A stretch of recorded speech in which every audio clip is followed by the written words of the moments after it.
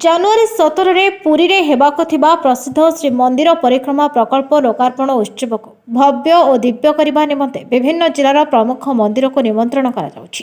ଏହି ପରିପ୍ରେକ୍ଷୀରେ ଦେବଗଡ଼ ଜିଲ୍ଲାର ଶ୍ରୀ ଗୋପାଳଜୀଉ ମନ୍ଦିର ଏବଂ ଶ୍ରୀ ଝାଡ଼େଶ୍ୱର ମନ୍ଦିରକୁ ଗୁରୁବାର ପୁରୀରୁ ଆସିଥିବା ସେବାୟତ ନରସିଂହ ମହାପାତ୍ର ଏବଂ ନାରାୟଣ ମହାପାତ୍ର ସୁଆରମାନେ ନିମନ୍ତ୍ରଣ ପତ୍ର ପ୍ରଦାନ କରିଛନ୍ତି।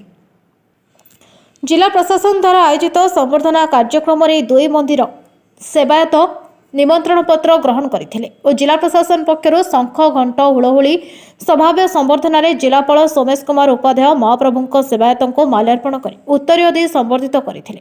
ପରେ ପରେ ଶ୍ରୀ ଗୋପାଳଜୀଉ ଓ ଝାଡ଼େଶ୍ୱର ମନ୍ଦିରରୁ ଆସିଥିବା ସେବକମାନେ ଆଜ୍ଞାମାଳ ତିଳକ ଚନ୍ଦନ ଦେଇ ସେବାୟତମାନଙ୍କୁ ସ୍ୱାଗତ ଜଣାଇଥିଲେ। ପୁରୀ କୃଷି ବିଭାଗର ଅଧିକାରୀ ସମ୍ବିତ ଆଚାର୍ଯ୍ୟ ଉପସ୍ଥିତ ଲୋକମାନଙ୍କୁ ଏହି ପ୍ରକଳ୍ପ ସମ୍ବନ୍ଧୀୟ ତଥ୍ୟ ପ୍ରଦାନ କରିଥିଲେ।